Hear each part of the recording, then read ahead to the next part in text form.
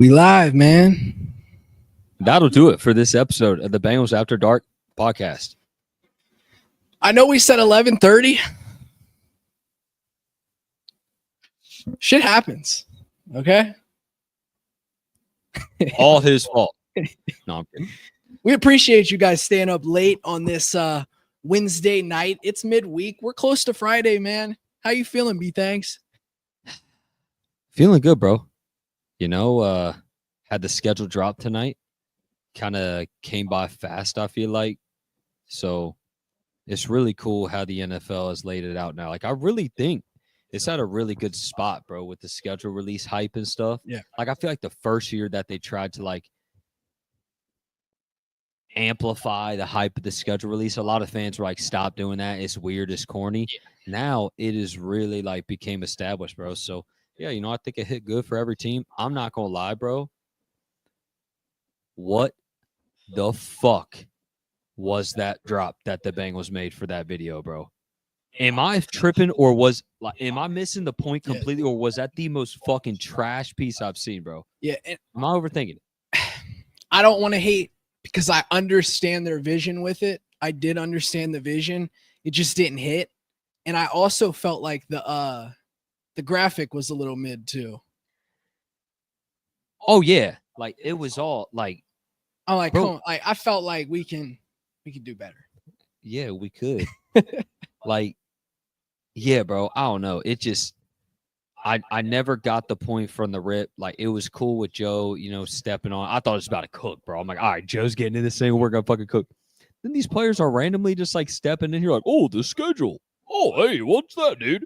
I mean, the funniest part was when BJ was like, oh, dude, they just run through quarterbacks. Like, they don't have their, whatever.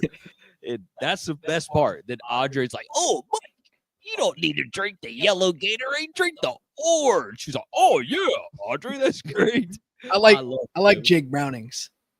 I didn't even get that far. I stopped really? Watching. So at the end, Jake comes in and he's like, you need a quarterback to do this? And the guy goes, nah, we already had Joe do it. And he walks out and he's like, should have never passed me. God, stop, bro. Hey, you know what?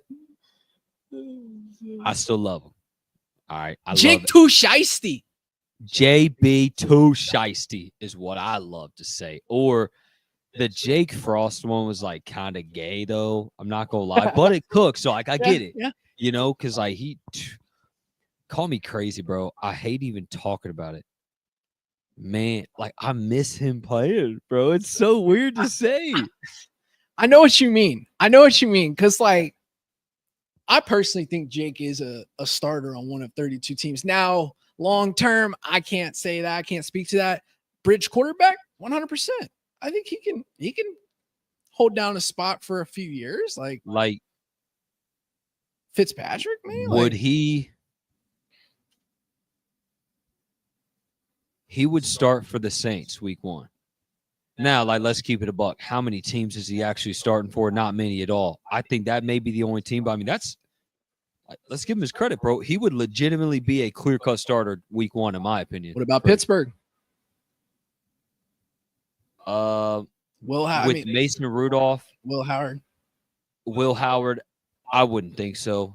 I think Mason Rudolph is largely Jake Browning. I did give Mason Rudolph a bit of respect. With that system, and Mason has shown he can win games in that system. Exactly. I went to Pittsburgh, man, and that was a tough one. And thank God George Pickens is gone because he went crazy in that game. No doubt, bro.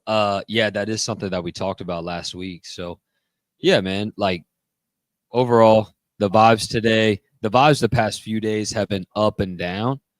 For the sake of intrigue and engagement, you can't ask for a ton more. Obviously, the desire of that engagement, everybody would hope for more positive, right? Trey being signed, whatever, But, like, it's definitely been engaging, bro. You get all the key players there yesterday, then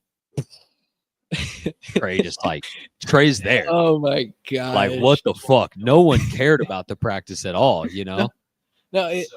What are your takeaways, bro, from this whole Trey saga right now? I thought it was just kind of a little humorous, right? And I know the Bengals don't think about this way, and some fans too. Just laughing at him when he walks in. I think it's humorous that he comes in a golf tee, was it khaki shorts? Or am I tripping? Yeah, something like that. So I mean, total golf outfit, right? Comes in, stands on business. Literally, he stands on business, comes in and just talks about the situation going on. And if you ask me, B things like, I can't blame the man. He wants to be heard, and I don't think that he feels like he's been heard. Not at all. I mean, I really appreciate the insight that he gave. Yeah. And I think he went about it really well. I think he tried to go as deep and genuine as he could without being super direct and just stirring the pot even more. Right. Because he could have been super direct and rather like disrespectful and got in his feelings. He went more metaphorically, about some of his points he was trying to make, and everybody knew what he was saying. Yeah. It's a dude that's fed up, that has given this team so many chances to capitalize on the value that, yes, on a contract he chose to sign, and that is the cutthroat part of the business, and that's why this standoff exists, because he's under contract.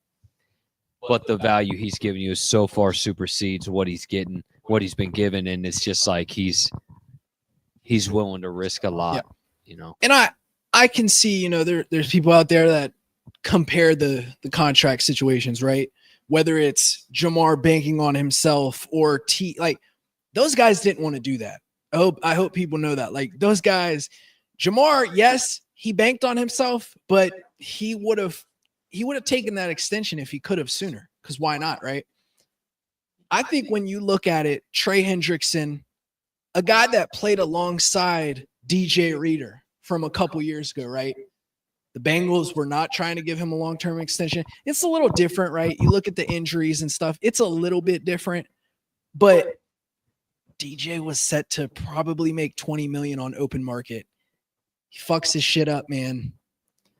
Banking on himself in that 1 year. And how much value did he go down? He went down so much that Sheldon Rankins got paid more than him. And I get it. He's a 3-tech blase. They paid him more for that. I don't care. It's stuff like that where it's like when you've experienced that and you've seen your brothers next to you, fall to that. Larry Ogunjobi too. I mean, if you physical, like it's health as well in this league. And Trey has expressed it time and time again, how much he wants long-term security. He's went on shows, things this offseason and has glazed this FO, has tried to give them the notoriety that not many people, like he put people on McAfee in place. He's like, these people have given me, more than any other team in the NFL. Like they gave me my first big contract and I've raised my kids here to start their lives. And so it's stuff like that, man, where it's like, I understand where Trey's coming from. And it's like, I don't know, man, like, business is business. Like you said, it sucks that it's cutthroat like this. Yeah, that's exactly what it is, bro. So you got the scenario to where a thing that I don't think is talked about enough is like a year ago, and I got to give credit to Paul Dehner for kind of bringing up this concept. I was like, damn, I haven't really thought about it like this. Of a year ago when they did make those promises, right? That was very likely without the outlook of having T. So you did sign T.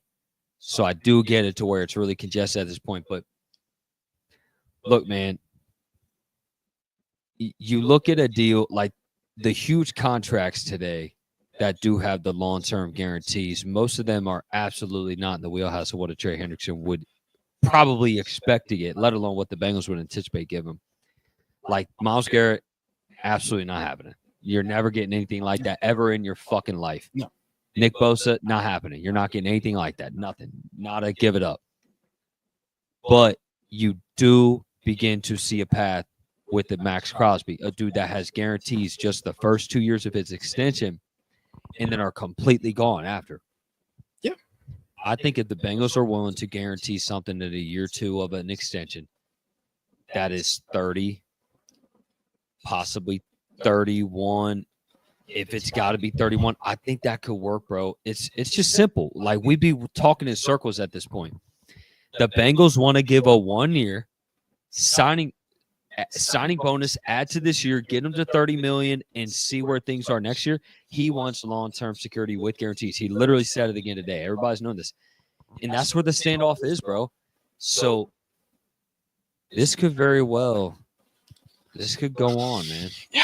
Like, and actually, as you talk about that, I wanted to bring up some of the things that he said directly. Shout out to Charlie Goldsmith for this. Circumstances change post-draft. They're starting to change very openly. I know there are questions around my name that need addressing. Let's see here. The team is pushing a shorter deal pretty hard. A lot of players in the past have been silent and didn't stand on values. Telling the truth will set you free. The comments that are being made, whatever happened at the combine, the owners' meetings, and what was said yesterday, I don't spare my opinions. It's become personal, unfortunately. bro's cooking for real. Cooking. Yeah, like, and that's where it's just to the point to where it's so crystal clear, man. Like, he has gone out of his way again and again and again to give this team every single chance to say, hey, pay me what I'm worth. But at the end of the day, he is under contract. Yeah. So it comes down to, if you want to push this so far, I mean, you're talking, you could sit out and you can miss games. But like we talked about, technically within CBA rules, if you sit the first 8 games, you still have to play over half of the season or be active or commit to the team over half the season. So 9 weeks of active football games, Right. You can get over half of your paycheck. And that could be enough for him to be like, all right, whatever. But things could possibly drag out that long, man. Because, like, I agree. I think it is within contract that if he just sat out the whole time, I think the carryover of the contract would lead into next year. Then you'd be in the same situation. Right. But it's just like, you don't got to get there, man. I think at bare minimum, they're going to do enough to make this happen with him this year. Like, I don't know, bro. I could really see a scenario to where this could go in to after week 1 or something. I hate to say it, but like, just like the Chris Jones scenario. He's sitting there, right? So much attention. Mm-hmm. And Joe Burrow, no, I don't even want to prophesy what's happened against Cleveland. Let's hope that D-line is asleep at the wheel. But, like, if he's just getting straight fucked on, and we're having this weird fucking Browns game shit again. But fortunately, it's kind of a thing of the past. But, like, the last thing you want is to have that scenario where they're dysfunctional and their best defensive players just watching from the sidelines. But then after that, that could be a scenario where they look to him. Long story short, the Bengals are going to make it happen with him this year. I'm unequivocally confident with that. They need him. Don't let all the bullshit, all the noise, forget this truth. The Bengals desperately need him. Desperately. He knows that. That's why I'm tired of people not acknowledging that he has some leverage. Yeah. This is different. They don't have no experienced pass rusher that's, you know what I mean? They don't have a dude that, like, that's a legit death piece that can carry the line. Nothing. No. Nothing. So he's got so much leverage that he's not given credit for. They're going to make it happen this year. You're going to have the standoff. You're going to have the shots back and forth, or I guess the lack of shots, which indirectly is a shot, because now that they're not communicating, it's a problem too. They can't win. They're not going to win, Did you see Emily Parker? I know she was, because there was like, I mean, it was nothing, nothing that you could tell. It was just her and Trey talking. I'm like, I know she's having a bad day. I know PR communication. I know she's having a bad day. Trey trying to contain the situation.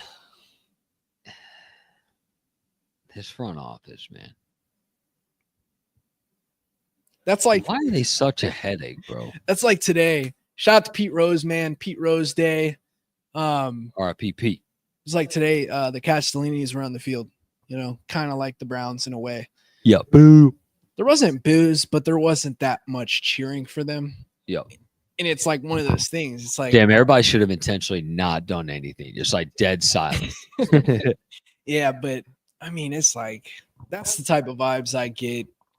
It sucks. It really does suck that we're in a situation like this. Like you said, I don't think that they incorporated this last year, with T. I think a lot of people, the percentage of T coming back last year was probably less than 5%. Like it was like the Mavs magically, coincidentally, 1.8% getting the number one pick in the lottery. Shout out my Spurs, man. Y'all know what's up. They took our franchise player. I'm a Kings fan. Cincinnati roots, but we'll leave it at that, man. Enough basketball. Even though the fucking Pacers smoking the Cavs in 5 is fucking crazy, bro. Yeah, Jason Tatum tore his leg in half. I don't know what he did. You know what us Burtons be doing. Shit, bro. Jermaine, you know what? That's another thing, Drake. Listen, man. I love the hype that you've been giving your brother Jermaine. All right. But your brother is not as big as Jamar Chase. Do not disrespect Jamar. Okay. Did you see his calves today, bro? I told you they have a zip code. You better respect them, bro. They are fucking huge. Yeah. Like freaking huge for my YouTube auditors out there. But Jermaine has been putting in work, man. But I don't want to hop too quick, but we will get to stuff like that soon. So kind of wrapping up the Trey stuff. It's kind of been summed up, and intentionally, I'm not getting into the weeds because, we can only say so much, bro. We've teased it a lot. We've talked about it a lot. All the different avenues you could do, all the different steps of the process. You could trade him, whatever. Blah, blah. Bro, we've been talking about legit trade departure or new options for Trey since October. When we were fucking 1-4, and you still have opposing fan bases that think they're going to send a 3rd round pick to get Trey Hendrickson. Like Trey plus a 3rd. Who says no? Did you see the Laporta one today? That was actually interesting, but no. Why? Yeah. I don't fucking need Sam Laporta. We got Gesicki now. I don't give a fuck about Sam Laporta. Drew Sample. Respectfully, yeah, bro. Our fucking GOAT. I'm so tired. Yeah, bro. Dumbass fucking edits, all clickbait, jersey swaps, bro. Farms. It straight up fucking click farmers, bro. Just give it up. He's not going nowhere. But yeah, man. So that sums up the Trey scenario. We'll keep y'all, in the loop on what's going on. We'll add our input on it, and we're just gonna have to take it day by day, man. This standoff pertains around a dude that's under contract that wants a new one. And from a decision maker that already says, we already gave you a raise, Drake, and you want another one, this is going to take some time. Yeah. We're going to reach out to our higher ups and then we'll get back to you. Yeah, that's how slow they're moving right now, bro. Exactly. That's how slow they're operating. So we just got to take it day by day, man. So you think he's gonna fuck them fines? He's gonna pay them fines. He's not showing up. He's not showing up to mandatories. Give me a guess.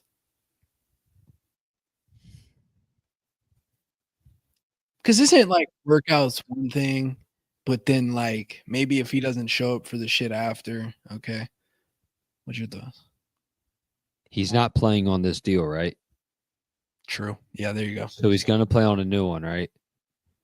What will that new one entail? All those fines?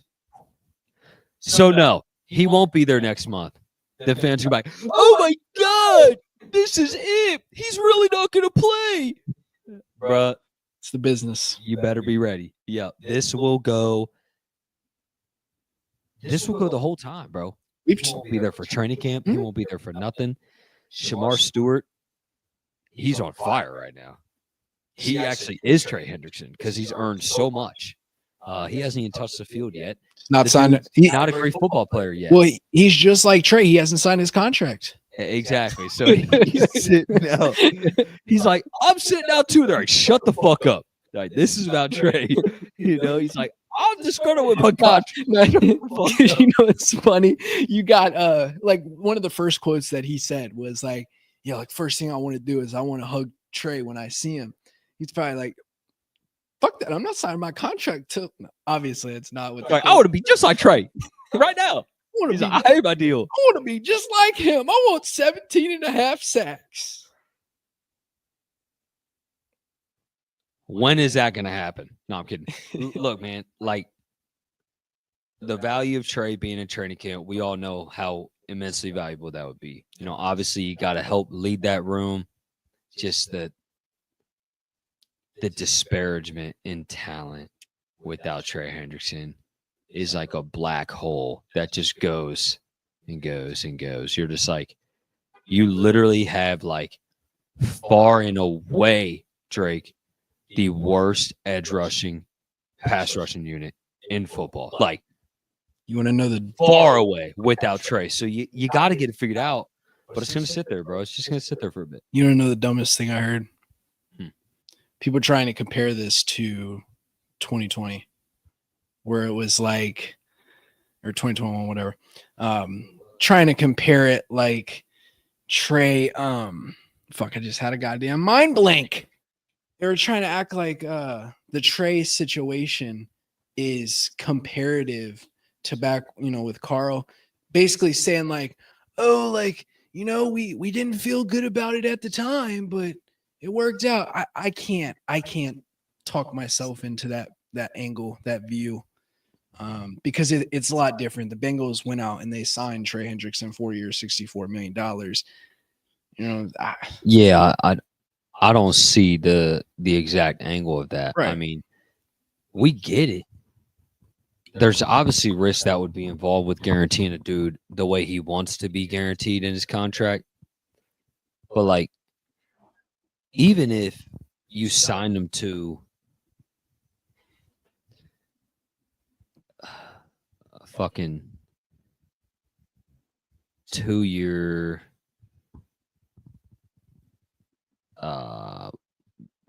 trying to think, 75 would be 80 million, 96, 3 years, 96. That's too much.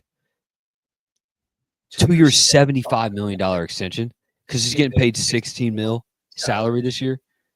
Like, and guarantee this year, 1 year the extension. Like, how bad is that?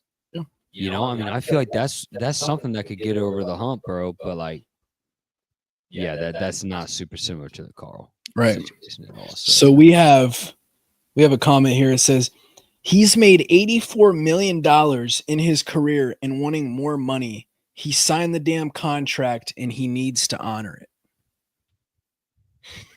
it. Thank you for your comment. That's just like, that's such a I'd never kneel. Shut up and play type of guy. Hey, you know what? Everybody is entitled to their own opinion. I get that. Shut up, Bo, man. But just like Trey said, I'm not apologizing for what the owners are willing to pay my position. And if I would have had force, he basically, it's not like he pushed him more on it. He's like, and if I would have had 4 sacks, they wouldn't have. Damn straight, standing on business, bro. If I wasn't producing, I'm producing in a league to where they're paying guys in my position.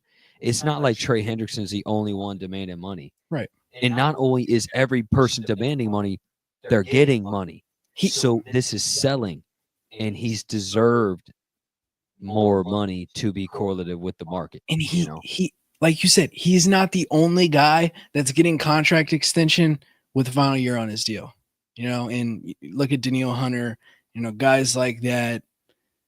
Yeah. It doesn't make much sense. Now, if you do want to compare the Carl, I think this is where you could, because I made a post about it.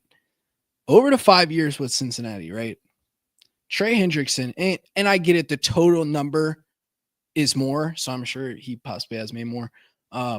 His guaranteed money over 5 years, 24 million. Carl Lawson, 30 million on his Jets contract. Oh my gosh, he did have 30 mil guaranteed. It's numbers like that where I look at FL and I get it. I get you want to win deals, but what does that mean when you're handicapping yourself as well? You already got a deal, right? You got a massive deal. Just give the guy what he's deserving of now. Yep. Like he basically on that 4-year 64, at that time, that was kind of like a friendly deal. Well, more than enough when you get into the thick of the contract. So it's like this guy, he deserves to be paid. You guys won the first time around. You guys got value. And I understand the Bengals in what they're trying to do. They're trying to win. You know, we talk about this. They're trying to win every trade. They're trying to win every contract.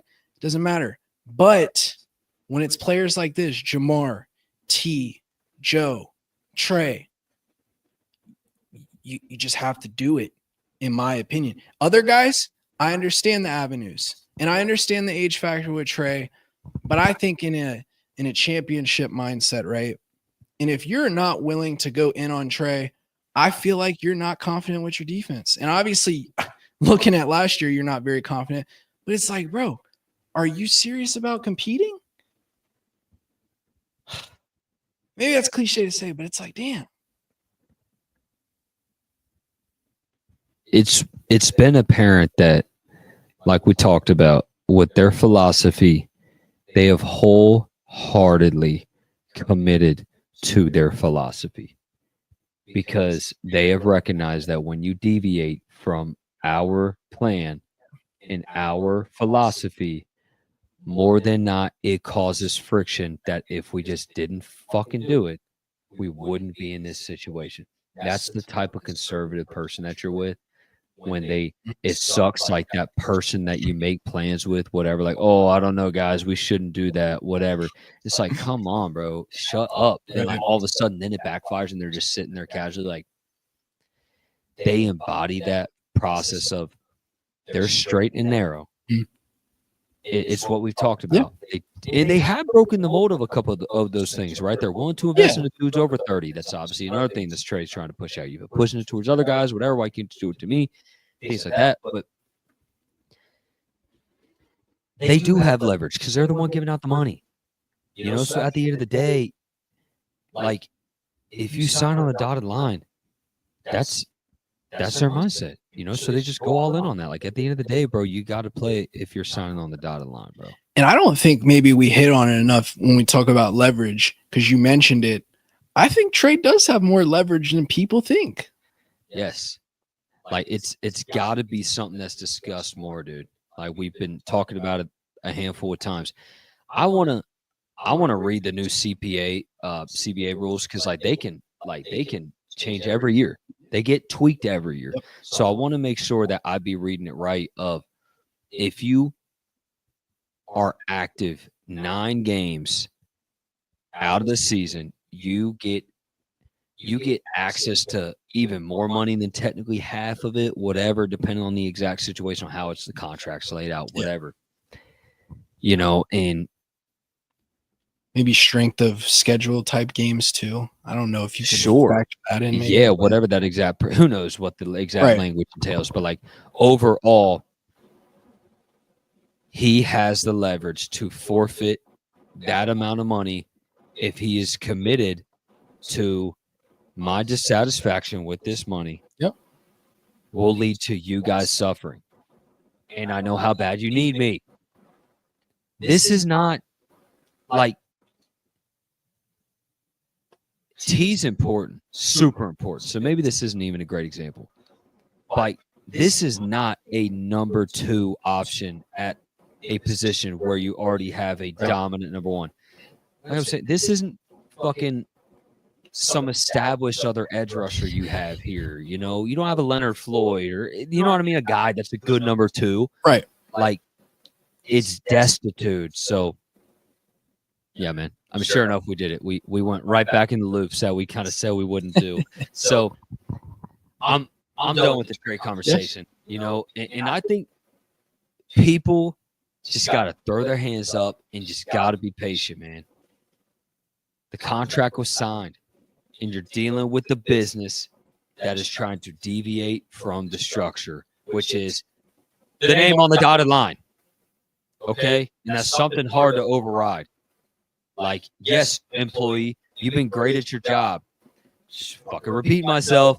You walk into the decision maker's office 6 months later after you got the raise that you begged for a year, and you're saying, I need more because of what I produced this past 2 quarters at our job. Da, da, da, da, da. They're going to look at you and be like, well, listener, watcher, you've been very satisfying for us for the past 2 months. We're very appreciative for your opportunity. But we gave you a raise and we'd like to keep it that way at that number for blah, blah, blah. And you're going to say, that's bullshit. They're going to say, get fucked. So, you know, like, what are you going to do? Yeah. It's just how it is, man. You got to go with the effort. It's going to take time, period. I'm not signing them papers today. I just decided I'm not signing them. But see you tomorrow. And as we talk about that too, I promise you guys, we're going to get into the schedule stuff here soon. That's another thing with the rookie contracts. That's why Demetrius and Shamar haven't signed. They want certain things, you know, language in their contract. Shamar Stewart, hold out. Demetrius Knight Jr. hold out.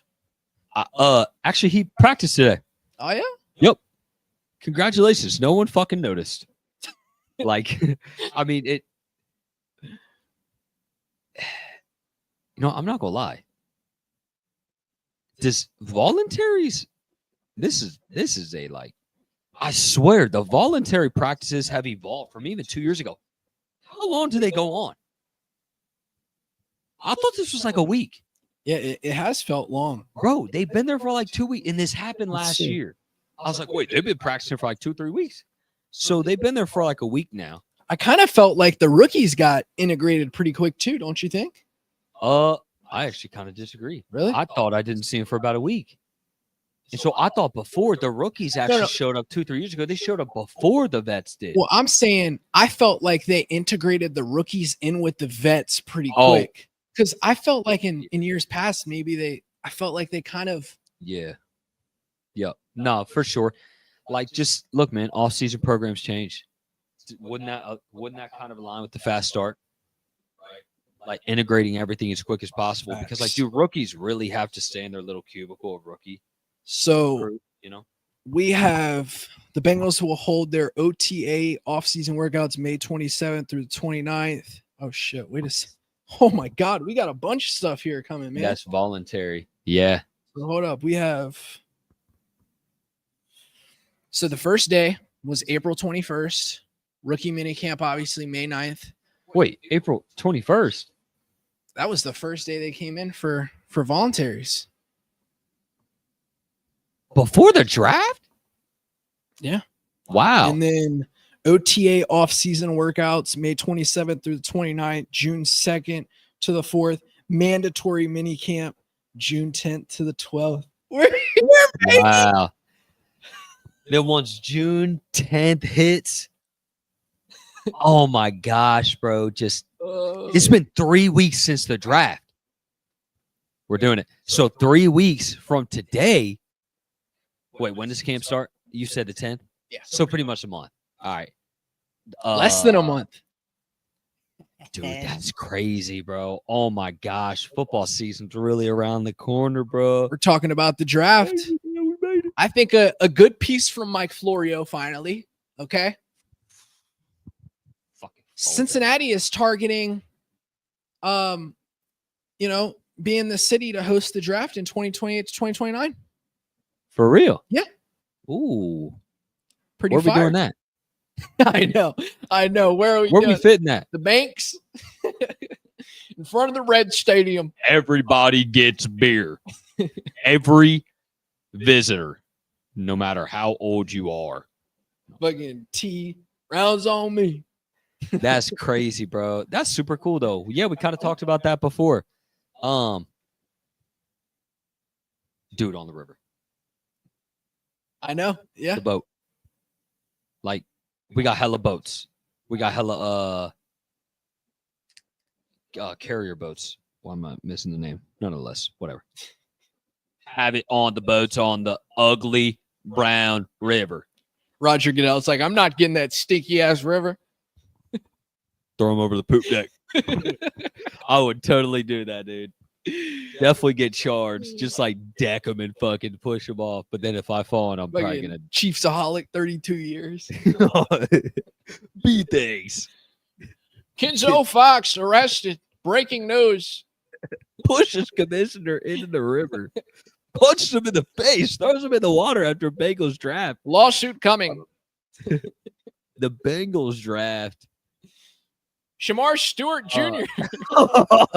No, they draft what's his name? Travis Hunter's brother's name. Oh, Travis. Travis Hunter. I'm decking him, dude. He's wanting to play corner and quarterback. You know what I feel bad though? What? Because I keep telling my buddy he's an Ohio State fan, Bengals fan too. I'm like, I hate to do it to you, bro, but Jeremiah Smith is a Brown. He's going to be a Brown. I'm calling it. You guys heard it here first. I'm going to roll this episode back when it happens. He's a Cleveland Brown, unfortunately. We're going to have to face him. I'm a time traveler. You know what? Who's going to – I don't even want to go down this rabbit hole right now because we got some shit to talk about. We got a whole schedule to talk about. I'm sorry, bro. But I appreciate every single one of you viewers tonight. They're probably, oh, my gosh, these dudes are bums. For like 45 minutes, I know. I got to add, though. Who would be ass in 2 years? Who could you prophesy to be just absolute dog shit in 2 years? Like current or draft? No, because like you think when Jeremiah Stewart would come out, it's got or Smith. Jeremiah whatever. Smith. Yeah, Jeremiah Smith. When he comes out, it's gonna be in 2 years, right? Yep. Because he's a true freshman. Who would be ass in 2 years to get him? The Browns. Probably. Yeah. Yeah, I mean, or of course not them. They can't get him. Period. They can't make that happen. So it would be the Titans. And Brian Callahan will be the OC of probably the Bengals. He's not going to be in Tennessee at that point. No doubt. But nonetheless, man, fuck all that. We got the fun stuff to talk about. Jermaine Burton. No, I'm kidding. The schedule. All right, dude. So, speaking of the Browns, the schedule makers, bro, can catch these hands. First of all, the audacity of the Bengals to post their simple, boring graphic of the schedule and to put the parentheses Monday Night Football for a week 2 preseason game. I will punch you, bro. No. For a second, I thought we had 5 primetime games. They did like, not. let's go. They did not. They fucking did, bro. Against the Commanders in week 2. What's up with us playing the Commanders in preseason? And also, no one cares what times the game is at, bro. No one cares. I promise you, bro. Like us, we're as privy. We're going to get as involved, integrated, interested in roster spots 53 to 92. And in that time frame, and we don't care. Oh, yeah. If we don't care, you don't care. Like, to put the Monday Night Football, bro, to get my hopes up, like, oh, my God, we got another primetime game. This is lit. Against the Commies, let's go. I'm like, dude, that's ridiculous, bro. So I just had to add that. Super gay. If I'm being honest with you, I couldn't tell you our three preseason games. Look, man, for any person that hasn't heard the idea before, I'll give all the credit to Joe just because I love Joe. With all my heart, he's a freaking goat. But when he brought up this idea, I was like, that's a great idea, Joe, because I've been saying it for like 2 years. Get rid of preseason, or at very minimum, cut a preseason game. Add 18 games. Add the second. I literally tweeted this like 2 years ago. People could tweet my tweets. Add 2 bye weeks. Extend the NFL season. Or just altogether, get rid of preseason. It's useless. Like, we talked about it, bro. From what I've seen in joint practices, you really get the involvement of every single player. Yep.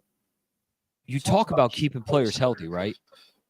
And we talk about the risk of playing these high-profile players in these meaningless games.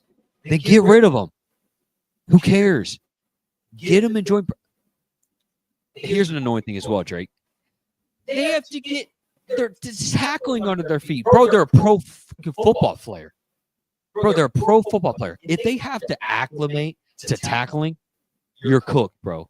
Yeah. If Jermaine Pratt has to acclimate in year 8 to tackle, so he's got to get 3 tackles in the first quarter of a preseason game. Like it's Pee Wee football. Like it's Pee Wee football, bro. You're done. I'm sorry. Like, what are you doing in the offseason? So, for me, get rid of preseason. Oh, but we want to see the depth guys and what they can do. Bro, that's what Alan George is for in day 2 of the joint practice against the Rams in 22. Remember that when he got the 2-3 picks against Stafford? You will get your chance. So what they can do in the joint practices, make them 3 days. 2 days, I don't care. Make them 2 days against 2-3 teams so you still get that involvement. But you're not tackling each other and risking your health more. I'm sorry. I don't care if the undrafted guy from Vanderbilt or from freaking Arkansas Little Rock isn't ready. Do you know how to tackle? You probably had 600 tackles at Arkansas Little Rock. Have you played enough football? Are you afraid to tackle a 240-pound running back? Then you're probably not built for the league. Like, I don't know, man. That was just my little rant. Get rid of the preseason because I'm annoyed of being lied to when I'm looking at the schedule. That's all. And respectfully, I think times have changed a lot, right? Maybe it was a little different when it was just strictly the NFL. Guys have granted, it's not that notorious of a league, but guys can prove themselves in the XFL. I like the idea, MLB, right? I like the idea of UFL, XFL possibly being like a minor league system to the NFL, because if you are talking about them preseason guys and guys that, let's be honest, most of the time they're probably not going to make the roster. Well, NBA has it too. G League. Exactly. You know what? That is really interesting. But I guess you could say the same thing for the NBA, whatever, or like the rate of wear and tear on the body is technically equal, even though football is clearly the most physically demanding sport. I think that's just simply the biggest deterrent. Like, you can't. But in the same way, like, how many Kendrick Pryors are that close to just getting a ton of game time next Sunday, even if he's putting up 80 yards a week for the fucking Cincinnati? What would our G League team be? What would our minor league football team name be? The Three Ways, the Cincinnati Three Ways. That'd be dope. It would probably be the Kendrick Pryor leads the minor league. The Kentucky Tigers. The Covington Bandits. The Covington Ringlish Bandits. Oh, shit. That's funny. The Ringlish Bandits. And we treat that shit like Washington did the Commanders, and we change that shit when we win a ring. And just wait till we win a ring in the minor league. Oh my god, bro! That's just like the Sacramento Kings, actually, bro. The Stockton Kings won the championship, bro, and every fan's just like, I hate being a fan. How do we win in this league, but we can't do shit for the main team? Like, you know what they should do? They should screw the G League. Take your practice squad guys on mini missions, every week. You could really revolutionize the league, but Sundays is the NFL day. Yeah. I don't even want to go on a microcosm because dude, I'm sorry guys for every single one of you guys tuning in. We're really kicking it tonight. We've been on for 45 minutes, barely talk about the schedule at all. Sorry. We're just talking about completely breaking down the current NFL landscape and just making a new schedule. You should have NFL games on almost every single day. How would your ratings really go down? You know what I mean? Would the novelty of the NFL product really go down that bad? You know what I mean? Because every fan is eating up holiday games, Christmas games, Black Friday, any holiday. We're eating it up, bro. If you expanded the NFL season, dude, you could stretch this thing out a month more. But you're having the extra game, but you also have more time to recover. So it's almost, you know what I mean? Good idea. Because the reason I mentioned that is because if you want to keep almost that minor league vibes with the practice squad. You have practice squad scrimmages. I don't need all that tackle shit. Stop that. I'm tired of this. Like I said, bro, I'm going to keep it a buck. All right. Not that I was some great football player. I wasn't, but I played football for over 10 years. All right. When you're in the meat of that, of your career, you don't have to go back to fundamentals and like you completely forget it. And it's okay. Obviously, not everybody plays football. That's fine. And I'm not condescending against people that don't. But like this whole novelty of the tackle stuff, stop it. It's dumb. The hitting stuff is dumb. It's a mindset, bro. It's an embodiment of your system. It's trust in yourself. Yeah. It's not your inability to tackle. So all this stuff, that's just what makes preseason kind of null and void for me, bro. So like, stop it. Yeah. Let's make the product more engaging. Let's extend the meaningful football games. You know? You know who I thought was going to be a dog for us? I mean, I thought he was going to be a dog, bro. Who? Winston Rose. Winston Rose. Oh my gosh. The USFL, the Canadian League dog. Led the league in interception. 9 picks or something? Yeah, he did nothing, bro. No, I was disappointed. He signed like a 2-year deal to start too. I'm like, oh yeah. Yup. He was dripped out too. Remember that? He was like literally dripped the fuck out. He's on that. Probably back with the like Canadian Blue Bombers or something. Yeah. That's crazy. I think he went back to the same team. I'm sure the fans love him there, though. Probably a dog. Yeah, no doubt, bro. It's got to feel shitty. Like, how many passionate, like, I like randomly come across some USFL pages and I'm like, damn, what a bum. Respectfully, like, oh, XFL Bleacher Report, like 9,400 followers. And that's fine. Hey, man, if you're passionate about XFL, that's dope. Not that I'm not interested at all. Just like, this is all I care about. You know, all I care about is Bengals. But like, people that are diehard fans of that team, just how easily an NFL team's just like, boop, yeah, you're ours, or we're never going to use you ever. So like, how much you're loved on that team. Like Hakeem Butler, remember how good he was with AJ McCarron 2 years ago? Even AJ. Like, we're going to take you do literally nothing. And it ruined your XFL career because, like, you know what I mean? I don't know. It's just like, damn, like, fuck you, dude. Man, we thought Hakeem was going to be a dog. You thought. I did not. You thought that. I did not. I will say I get delusional sometimes because sometimes I'll look at a player, right? No Diddy. And I'll be like, this guy's a dog. He's a dog. He's going to be a dog. Alex Redmond, fucking guys, Drake. JJ Dialman. Don't listen to this guy. Every dude that is signed or touches this roster, the first thing he says to me is like, dog. Nah. Give me my Ryan Rico. Dog. Give me my Ryan Rico flowers. Give me him. All right. I'm not going to lie. In August, he did give me hype for Ryan Rico, and I just completely discriminated him. I am very discriminatory against punters. Very. I'm like avidly discriminating against special teamers. Like, I'm sorry, bro. Like, I forget. See, and I will. You forget they're on the team, right? Listen. Yeah, no, I will say I forgot the long snapper that we signed, but I heard that he could possibly make Cal have a run at his job. True, man. Number 1 long snapper in the country out of Michigan. Don't remember his name either. Damn. Yeah. So pretty interesting, man. I mean, look, man. You know they could have some juice, but like no one cares. We got a hundo mundo in here now. I think it's time. B thanks. I think it's time. Because it's been a whole lot of beep, boop, beep, beep, beep, beep, beep, beep. It has. Oh, we got to, well, I got to grab the pictures here, see what we got. Obviously, he's referring to the schedules, right? For all you guys that maybe just be tuning in now, I don't know how you guys felt about the video drop that the Bengals had. Absolutely abysmal piece of work. In fact, I delete it.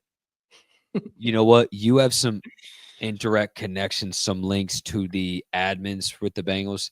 Please tell them to delete it. Yeah. And start over. Or just hire you, whatever, because I know you're a graphic guy. You're a ghost graphic designer. I don't want to be like this. Bengals, social admin, like, you don't have to screenshot my stuff. Okay? Like, you can. Bro, I swear they screenshotted mine a couple days ago, bro. I swear, dude. Really? Yes, bro. Like, I didn't even show you the picture because I was busy at work. But, bro, I swear, like, I was about to text you, like, yo, what the fuck? The exact angle of a weird picture. It's like, What was weird is I posted mine, right? I posted the Joe Burrow at the Met Gala, and they posted the same pictures, but it was like yeah, you lower got that quality. weird access. You got that motion, bro. He won't even tell me, guys. Drake's got a little motion, man. And he don't want to give it up. So that's the picture he's talking about. You know, this guy gets the sauce anyways. If I find something out, first thing I'm doing, hey B, thanks. So we're getting Eli Apple on the show. Yup. I mean, shout out, bro. dude was hype. I can't remember how many times. I mean, I call this dude about the craziest shit. I mean, stuff I can't even say. But he won't tell me how he did it. He's like, it happened. I'm like, bro, how? That's crazy. He's like, I don't know, man. It's like the schedule today. Yeah, I was like, Yep. Drake was on it, man. Shout out to him. He did his diligence. He dug, and he definitely found the exact schedule, man. So let's get to it. The exact schedule. It starts off. The 25 Browns is an intriguing team. Fuck preseason To start quick. Oh yeah. I mean, dude, you know what? Let's just stay correlative with what I just talked about. This and the whole preseason. You're not going to see that. Like, yeah. Joe Burrow plays what? Okay, you know what? Here we go. Okay. I'll give him some credit. Okay. Monday Night Football. Oh my God. You'll get Joe Burrow and Jamar. Like, why did they put that? What? Why did they put that? Yeah, right? Right? Disrespectful, bro. Misleading. Don't highlight that. I don't know, man. Because it's probably. Oh no, it's an 8 o'clock. I was about to say if they said Monday night and it's a fucking 7 o'clock game, I'm cooking. That's yeah. But no, it's 8 o'clock. Interesting. Yeah, nah, for real. So, look, man, like preseason, it's always fun, because man, like I said, and I'm sure for a lot of you diehard viewers, like diving in, it's fun to me, man. Like diving into those roster guys. Oh yeah, watching the fourth quarter with 8 minutes, and it can get hard. Oh, bro, it can get tough watching it. But yeah, exactly. It's like, bro, why did Rocky Lombardi get no snaps tonight? Oh my gosh. It's like Logan Woodside got 37 snaps, and this dude got da-da-da, and this dude's seeing time over this guy. That stuff does matter. And it shows the Bengals' hand who they're preferring over another guy. So, yeah, man, preseason's cool. Jake Browning. Exactly right. Why he didn't play last year. Not that he was, in jeopardy, which we knew, but that just solidifies the thing in general. Or like, Seth Johnson's getting some snaps. Shows his hand on how he was valuable, which low-key, bro, like, I can't believe we're talking about Seth Johnson right now, but like, he really had a little bit of juice at the end of last season, bro. He did. For real. So that'll be a fun little ad on the back end of this room, man. But we're not talking about edge rushers right now. We're going to keep it preseason. Yeah. Fuck preseason. Exactly, bro. Like, you go to Cleveland again. We're not going, guys. In case you're wondering, we went last time. We were in the fucking dog pound. Shout DJ Reader for the tickets. We were in the dog pound getting barked at by grown men. I had someone behind me that said, you don't even know that guy. Who's 98? No, you don't know ball, bro. You don't know ball, bro. You don't know 98. I'm like, I work for him. You remember that? I'm like, I work for him. Yeah, bro. I just won't forget. Like, I didn't even. I think the only thing I said, I was like, bro, you got no idea. Like, you got no idea. And yeah, that was an environment, bro. Obviously, like I was talking about a few minutes ago, finally we're gonna stick with the scheduled topics here, guys. This is a different Browns team. I think that defense is gonna be solid coming out the gate. We gotta anticipate that, right? I think why is the name escaping me? Newsom's going to pick it up again. I think he's got all the capabilities in the world. There's a lot of dysfunction with that team everywhere last year. So he had a down year last year. I'm expecting him to come in hot and do his job. Emerson's still in the mix. Okay, I was tripping for a second. I didn't know if they got a corner early. They got Mason Graham. It's gonna be so fun. It's Cody Ford. Yeah. Stop. We're not starting Cody Ford. We can't Yes, do we this. are. Don't you stress me out right now, Drake. I've been telling Don't that you for stress this out right now, Drake. Cody Ford is not starting. Hey, I will say if we can get 6-rounder, man, if we can get him to Jalen Rivers. I would love it. I would love it, bro. Go get you a job. Hey, man. I will preach this to the heavens. Like my most philosophical Bengals front office lens that I could put on is like, that's value right there. Like, dude, I mean, that's just how you win. That's how teams win. Oh yeah. Look at the best teams in the league. They maximize on late value. You only get so many day 1, day 2 picks and hit on those. You got to fucking hit on these dudes, bro, at premium positions. Like, you look at the best teams, period. So, I mean, look at the Eagles, bro. Jordan Mailata was nearly undrafted. One of the best right tackles in the game. You know what I mean? Just like expands your horizon of success like that much further, bro. Anytime I see a sumo type of guy, Samoan. sumo. He is sumo. He is sumo. But like anytime I see a Samoan guy, bro, I'm like, that's a dog, man. Like he's gonna be a dog. When has a Samoan not been good? Xavier Su'a-Filo? I think that's the only Samoan that's been asked in their career. Is because he came to Cincinnati. Yep. Man, like, Josh Tupou, which he Domata, great rotational piece. Yep, like, Domata Peko. Domata Peko. What was his brother's name? Zach Peko. Ooh, I think I know who you're talking about. Yeah, his brother was a dog too. He played for the Broncos for a while, I think. No, I'm tripping. I don't know. Whatever. Yeah, they're all good. So, nonetheless, man, you go into Cleveland week 1, right? And I think there's a lot of opportunities. Like, look, man, if you come in with your fucking head on backwards, playing against a quarterback that will have his head on backwards, whoever's playing has CTE. Right. Get the job done. I don't care if it's fucking win the game, bro. 17. Exactly. I don't care. No one care. Would you guys care? Right. None of us will care. I don't care if we win 9-6. Actually, I would kind of care if we win 9-6. That'd be pretty gay. Joe Burrow could oh my God. Joe Burrow could do what he did last time we were in Cleveland and still win it, and I'd be happy. As long as we won. Depending on how it looks, because if you get that just like that agonizing Browns vibe game to where like, how do they have us figured out like this type game and you still sneak it out? Yeah, that's fine. Because like, yeah, you just got to stack the dubs, man. So like, I do like that game week 1 because like I said, I don't care who starts. Actually, I'm not going to lie. The only dude I'd have the most worry about just because of his experience is Joe Flacco. Kenny Pickett, eat that dude's lunch, bro. Take that dude's lunch money, whatever. So, we'll go ahead. We'll go ahead at it, bro. And we do got to be efficient here. We've already been rolling for an hour. So, what do you think? Like, do you think that game is a dub? You think it's a close one? You think it's a loss? Most likely not. But what do you think? I think when you look at the recency of the Bengals, right, it's easy to just be like, okay, they're losing this game, but it's all about this new type of vision, right? The new defense. Really, with Dan Pitcher dating back to last year, this new offense, it's changed a lot. And I think it's a lot different than when we went to Cleveland. So that gives me a little more confidence. And I also think they are playing for a lot more than they were and than they have in recency. And they know the level of importance, right? To start out hot.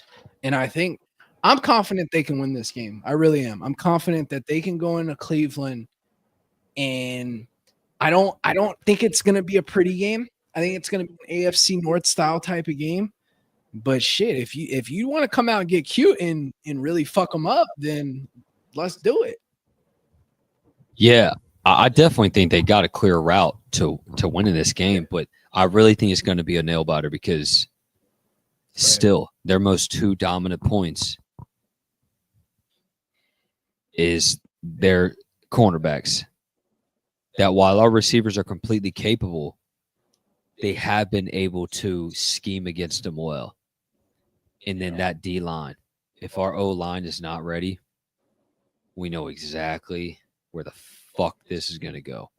So it could get ugly, but I think it's obviously feasible, So even if you start 0-1, bro, it's not the end of the world. It's just the 5-week lookout, like what the fuck type thing, So that's really up in the air for me. I'm not gonna lie. I hate being negative about it. It's just like I was breaking down, like those two key pillars of your team's production is where the Browns can counteract you really well and cause some havoc. So we move on to week 2. Yeah, at home, you taking care of the Jags, bro. You taking care of that defense. You're probably putting 35 points on their head. That's disrespectful. 3 straight 1 o'clock games. Yeah, out the gate. Exactly, bro. Yeah. Wow. But call me. Listen, you can call me a grandpa, whatever you want. I've loved 1 o'clock games since the Andy Dalton era because we were never prepared for primetime games. So I've always loved them 1 o'clock slots. Got a comment. Oh, what a fucker. Oh my gosh, KB. You. No, KB, another Judy Blackburn. Another 9-8 season incoming, wanting more money.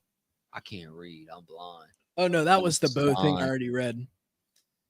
Oh, for real? Oh, I'm tripping. Okay. What time is it? 12:59. No, bro, it just said a drop. Oh yeah. It's on mine though. Yeah, it says KB, another 9-8 season incoming. But what did they say after that? I can't read. They didn't say shit. No. He signed the damn contract, so he needs to honor it. Oh, okay. Yeah. Oh, I'm tripping. Okay, it just showed up on mine. Sorry, and I can't read. It's like 4 feet away. Okay, yeah, so we already talked about that. Nonetheless, we're going to get back to the Jags. Ooh, Travis Hunter week 2, bro? Yeah. Ooh. I dare you. Oh, yeah. To try to jam Jamar. With no we will definitely work our corners a little bit. Brian Thomas will smoke our corners. I forgot that's a 4-3 flat runner.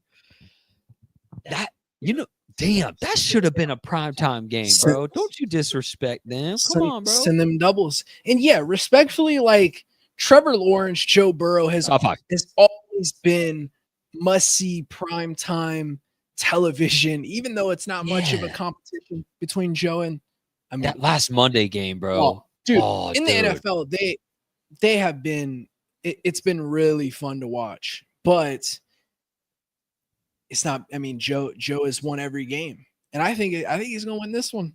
Oh yeah, no doubt, bro. I mean, it's just the defense. They got too many question marks, and look, dude, if you have question marks on your defense, you better ball the fuck out on offense, period, or else it's gonna be a long day for you. So I wholeheartedly believe that. So that's cool. I think that's a dub for sure. Minnesota. Joe Biden. Is that Joe Biden's state? I just had a Joe Biden reaction because I didn't process what you were saying for a second, and I'm like, oh, Minnesota. We gotta I can't wait till that week comes up. Minnesota. Where are the Bengals playing this week? Minnesota. Hey man, that's a home one. Seems like we play the Jacks at home a lot. Yup, that's a little Yachty week. You can call it Minnesota. Oh, I'm talking about Jacksonville. My bad, guys. Minnesota, though, you need to stay up out the streets if you can take the heat. Playing in the dome. Might be. Oh yeah. I mean, it's gonna be hot as hell anyway, so that's fine, I guess.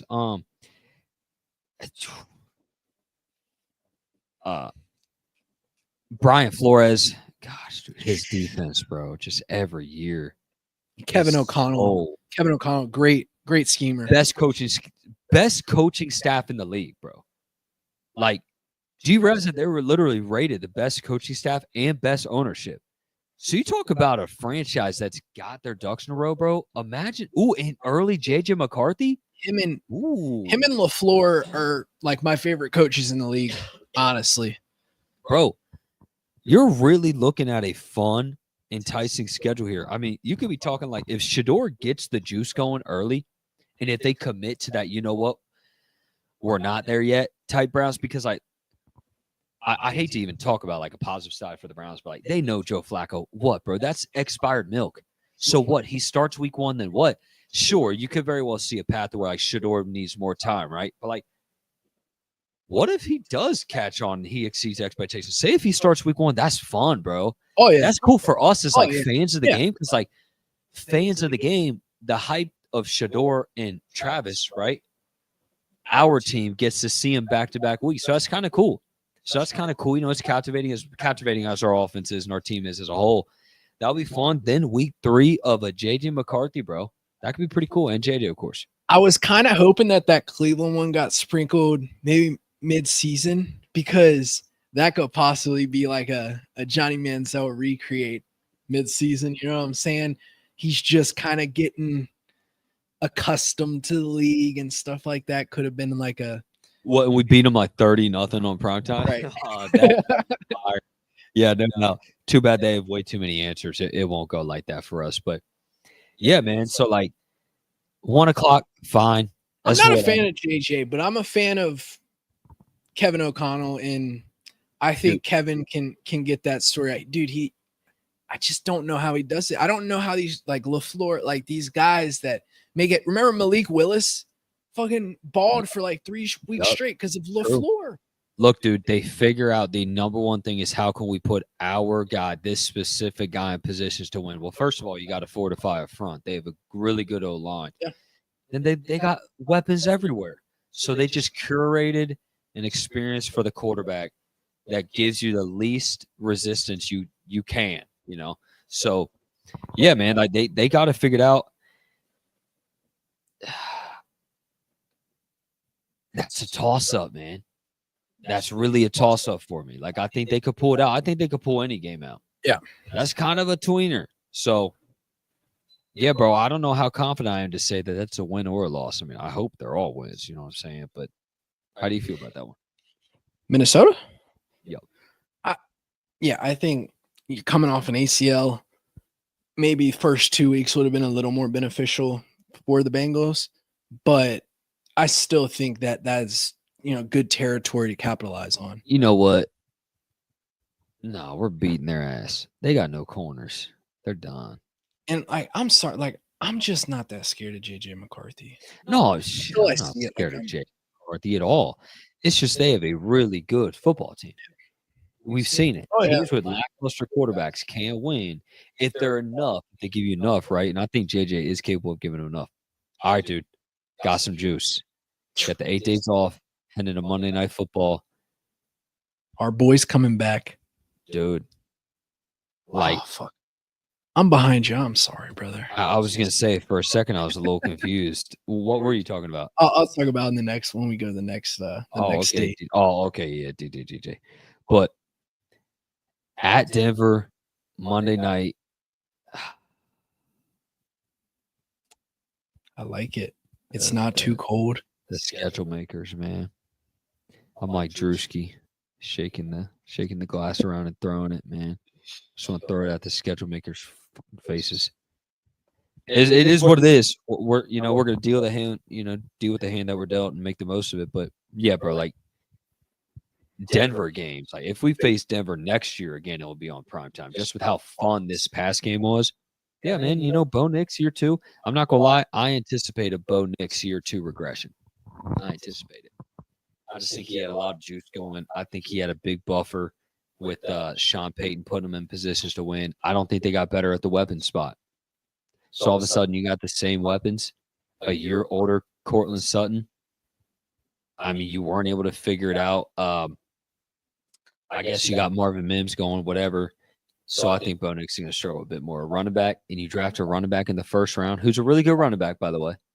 But it's a running back in the first round.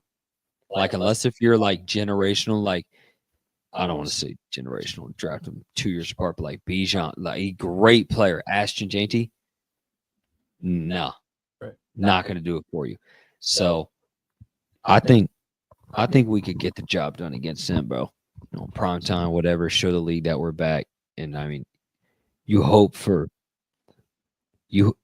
I think 3-1 can be pretty feasible. It should be. It should be the goal, right? But I guess we'll see. Really. Yeah, I like that, and I think it's going to be a bloodbath. The Denver games always are. They're kind of closer. Like I said, I'm kind of a fan that it's not, late in the season because them cold games are a bitch. And like, dude, they're hard fought. They're mostly defensive games when you look at them late season ones. And I think the Bengals can really fire off here in this matchup. And I mean, these first 4 weeks, they just got to come out firing, dude. I mean, there should be no mercy for opposing teams. I don't care, Zach Taylor. Drop 40 on their fucking heads, even if they drop 10. No mercy. Get these guys going, bro. Like, that's a philosophical thing, really, man. Yeah. Like, it's just not in Zach's bones, But like, what I love is it's in the players' bones. If you give him the space to do it, bro, Joe don't give a fuck. Yeah, dude. I mean, if he can rack up his stats, he's taking it. I mean, not that every week. I mean, not that he's crazy with it, but like, and not every week you're gonna get the Wink Martindale, Right. Yeah, revenge type shit. But yeah, bro, like they'll make it happen if you give them rain to. So yeah, that's a feasible game. That'll be a really fun one though. Then you go to the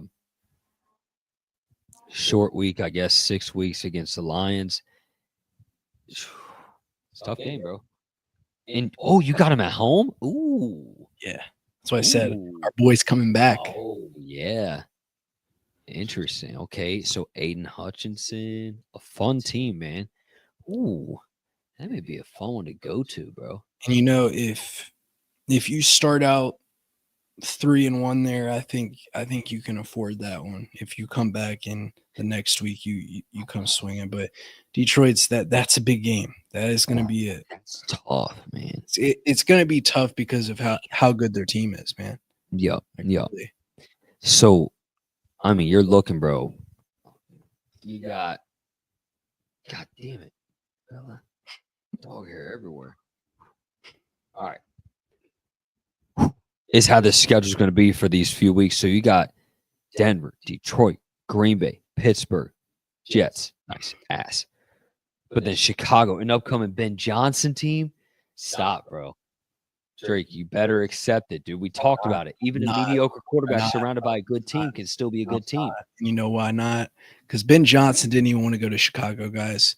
Ben Johnson only went there because they paid him a bet. You know why? You know how I know that? Because they paid him $13 million a year. The Browns did the same shit with Deshaun Watson. Overpaid to get a guy in the building. Ben Johnson didn't want to go to Chicago. He didn't want to go to Chicago. Come on, he wanted to go to Jacksonville. Let's be honest. He wanted to go to Jacksonville with a real quarterback. Come on. You would think that Caleb Williams should have gone to Kansas City with how you acted about him, bro. I don't. We'll keep it on. Sold the FPG capital of the world. Oh my god. That's where you think he should have gone, bro. Imagine how well he would have fit there. Him and Jackson Mahomes would be homies, bro. I just have a homie for my life. Like I miss it's my long lost brother. Hey man, look. It gets hectic though. It really does. Dang, bro. Like you get not that it matters yet. Well, first of all, you get 2 straight games of 425 starts. Like, I don't like 425 starts, really. Like you talked about, bro, I'm a good old 1 p.m. Sunday type of guy. Wake up, fucking hyped. Yeah, man. Or like the best part, you do fun shit and you have a fun Saturday night and stay out, and then you wake up at like 11. Facts. Yeah. It's like, okay. One time, bro, I woke up, drank way too much, rolled out of bed at like 12:58. I've done that. Oh, dude, vibes. Or one time I was super sick last year, like during the Bengals-Browns game, bro. I had pneumonia. Horrible, bro. Could barely move. So I was really not well. I was actually like unconscious, like watching it. It was horrible, dude. Like I rolled out of bed. I was like, oh, like Charlie Jones. Oh, dude, I couldn't even process. Oh, he's balling. Like I could barely stay awake, so that's no fun. But those 1 o'clock games are fun, bro. It's just what we're used to as Bengals fans. You ever like accidentally wake up at like 8 a.m. though? You're like, fuck. Gay, bro. Yeah, so like, dude, the day's so long, or like So long. I'll have a lot to do, right? And then it's like 9 yeah, a.m. yeah, bro, like 10:16. I'm just like just sitting there. Like literally nothing to do. Like, well, at least the active roster drop's going to be in an hour and a half. It's like, dude, we're cooked for 2-3 hours. So yeah, man, it's fun. You're moving along to Green Bay at Green Bay. Like this one too. Like I said, I wanted Green Bay in the colder year because I think it really gives it that Lambeau feel. But this is one that's worth traveling for. Trey, I know you're watching. Green Bay? Green Bay, huh? You want to go to Green Bay? Yeah. That's not bad. I can deal with that. And now the cold, I ain't gonna lie, I'm not dealing with that in Lambeau. I mean, yeah, but like October, obviously, as it it can get a little bit colder, probably a couple weeks sooner up there. Yeah, bro, cold, that could probably be a nice crisp high 60s, 70 type. Sun will be dropping a little early too, probably halftime, whatever after that. So that could be cool. Then you got like I said, it's only a 3-hour difference from a 1 p.m. start to 4:25. Like that's almost the shortest week you could literally have. Do you Thursday, literally? Now, do you think that 4:25? I would have to look because they usually sometimes have 4:25 slots. I wonder if that's America's Game of the Week because I know they do like giving Green Bay those slots. Possibly. I mean, I don't really feel that. Like you say if the Bengals are how many games we got? 5. Say if they're 4-1, 5-0, and the Packers are 4-1, probably. Like outside of that, True. I don't know. Yeah, like you could very well have a bigger game that week, but yeah, man, you host the Steelers on Thursday night. Finally, a division home Thursday night game. I mean, when was the last time this has happened? A home Thursday night divisional game. Your last home Thursday night game, or your last divisional Thursday night game was the Browns, and you died. Cheeto, his career pretty much died. You got remember Joe's wrist. Joe's wrist. Fuck, that was away. But then we had it last year too. Remember they ran it back last Thursday. Away. And we same week. Look at it. Mike North, he's like the main guy of the schedule maker. Kick him right in the face. Is he like old? Yeah, bro. Crusty. Disrespectful. Still dissing the Bengals, bro. Thinking we're like the 1990 Bengals or something. He's like, oh, I don't want to watch like David Klingler like playing Trevor Lawrence. I saw how Joe played a few years ago against Cleveland. Let's do that again. Let's try it out. Exactly, dude. Like, I just it's whatever, man. So nonetheless, you're gonna take it, right? So primetime action, cool stuff. Note it. It's your only home primetime game. I mean, come on, bro. Like, kind of that's disrespectful. It is, bro. Because like, you know what that means? We're gonna like the all white unis are cool during the day. They're actually dope during the day. Like they're fire, especially if it's sunny, bro. Like last year with that sun beaming down. Yeah, I like that. Just straight glisten. But that could be a fun little take. Like which game would have that, by the way? We could like kind of guess that. But that's obviously gonna be you're wearing some special uni. You typically like wearing the orange unis against divisional or the Chiefs, and you don't see them this year. So you're gonna be wearing the whites against the Steelers.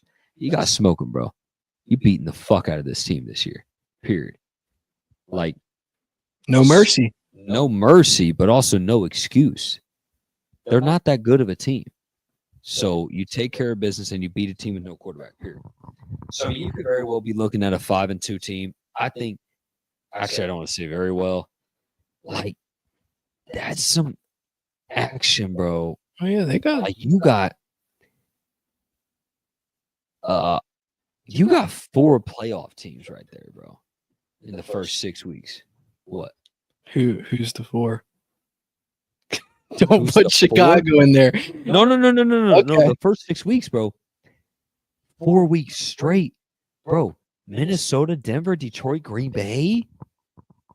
That's low key kind of a gauntlet, bro. Like, you're getting a lot of NFC North in there. Wait till we get to the bottom. Oh, and then I didn't even talk about technically the 5th playoff team in Pittsburgh, who they're not. They're not, Oh, the bottom. Okay. Like, damn. Yeah. That's not that crazy though. This really isn't that crazy. So like, what's nice is, oh, dude. Oh, bro. You want to talk about? Oh gosh, I hate to do this, bro. We could be looking at a turbulent first 6 weeks of the season, Drake. Turbulent blinker time. The crash outs, that's what they're going to be doing, bro. That bitch blinked. I was going to say, bro, you good? You done yet? Bro, the first handful of games could be tough. Don't cough. It's that regretful hit. Yeah. You don't feel it until. Exactly. Now your brain. Exactly. Now your brain is concussed, bro. You can't hold that shit. I have CTE. That's gonna be us fans after having to navigate through the first 5-6 games. I mean, up through the Green Bay game. I'm sorry, bro, but this team could be 3-3. I'm just gonna keep it a buck. Because I don't want to get too high on this defense. I don't. It could be an acclimation period. And then you got the baggage of Trey. It could really be a question mark. Plus, you're playing good teams. But Pittsburgh, so you're talking from October 16th, bro, to November 23rd. Get right, bro. Get right. We talked about that last season, right? Get right early. But most times, better teams get right against lesser teams, right? So, like, that could very well be a scenario. 3-3. Fans, oh my God, we're going 9-8. What these, fans are commenting, like, we're done. There's no shot. And then all of a sudden, you win 4 or 5, 5 of 5. Then you're looking at an 8-3, 7-14. Then you go into at Baltimore, you feel a lot more about probably as confident as you could. Yeah. And that's one thing we provide on here. Realistic expectations. I got let down last year. I think defensively we knew Lou. We knew he's a great coach, but it just wasn't his time here no more. And I think where we're at now, man, like it's an entire change. And like you said, I can't set my expectations higher than realistic, but I will say I think this defense can really surprise people. I do. I still feel like they can surprise people, even though I haven't seen nothing. I mean, shit, bro. Like, even once Lou finally, however exactly he broke down the philosophy and the intentions of the defense from week 13 on, if you can get that going early, then yeah, you can see some better results. So hopefully you're looking at a 4-2 team. I'll be transparent. Like, I'm feeling really good with 4-2 through these first 6 games. These are good teams, bro. These are teams that could be here. There's 4 teams right here on the list, guys, that could be here. I mean, if Denver does happen to take a step, like I said, I don't refrain from my comment about Bo Nix, but I mean, you could be talking about teams that are like, these are divisional round. These are playoff run caliber teams. Yeah. So to be, to win majority of games against playoff run caliber teams that's a dub. And if you can rattle that off right before your bye week, oh man, you could feel really good. Right. That's the two of the biggest dubs of the year for the schedule. this That's beautiful, sexy. That's sexy. sexy mid-season bye, bro. Every single year, just perfect. What's his Mike name? North. Shout out to you, Mike North. We appreciate that though. You know what I'm saying? Real one, holding it down. He said, I don't know if I'd go as yeah. far to say that. Yeah, I'm not gonna lie. I'd probably still throw hands, possibly. I couldn't confirm nor deny that. It would depend what he would say. You know, he'd really have to talk to us correct. He'd be very What if nice. he said, Well, it's the Bengals streak, so we just gotta, put them in situations of disadvantageous situations. what if he said, Assault charge. what if he said, dog pound? Oh, so he's like a Browns fan? Okay. Woodshed. Getting his buttocks beat. Then he's going to say, oh, yeah? Well, guess what? Guess what, B thanks? I remember when Kevin Stefanski would take Zach Taylor out into the woodshed and make him his. Okay.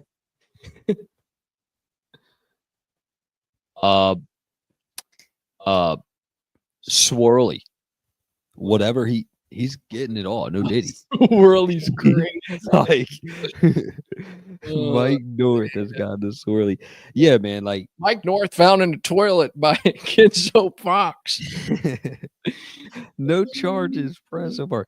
All right, man. So look, yeah, you get right with Pittsburgh and New York. You beat the shit out of the Jets, bro. I don't care. You pummel this team. If you don't have this is the desired goal, right? If you don't have a quarterback that is average or above and have a really good defense, you better smoke them. You know what I'm saying? But we talked about, a lot of these teams early, Drake, you literally, if Cleveland figures it out again, Cleveland, Minnesota, Denver, Detroit, Green Bay had a really good defense. You're literally talking some of the best defenses in the league. Yeah. And then competent quarterback, Minnesota. I think JJ's going to be fine. Is he going to be really good? I don't think so. Competent quarterback in Denver, more than competent in Detroit, more than competent in Green Bay. That is what makes it tough. If you get that competency from a quarterback that can hold his own, we've seen it. Like at Andy Dalton, you can win games. So, and we've seen the success. I mean, don't get me wrong, we've had our duds against backup quarterbacks, but we've also had really good success against backup quarterbacks. Look at Geno Stone. I mean, Geno Stone was fucking annihilating dudes last year that they thought that they were backups, and he was like, no, motherfucker, I was a backup for the Baltimore Ravens. Like, I do this shit. Exactly, not for you guys. Well, my honest opinion, though, in the New York game? What? Trap game. If you're 4-2, that's a trap game. That's a trap game, bro. You know what? Get too comfortable at home there. 1 o'clock slide. Oh, it's the New York Jets. Ooh. 3 straight home games? Okay. Entering the okay. Ooh. Okay, Mike. Hey. Ooh, okay, bro. Mike. You're home for over a month. Wow. Oh my. Then at Baltimore, at Buffalo. You only have back-to-back weeks. You only have 1 home game in September, though. Yeah. Wow. But look, man. I don't really buy the whole notion of trap games. I get it on the surface. But just the nitty-gritty, I don't really get that, dude. With the focus that, I don't know, man. Unless if a roster seems completely inferior, they literally New England was a prime trap game because the talent disparagement was what we thought was far as fuck, a huge talent difference, and they overcame that.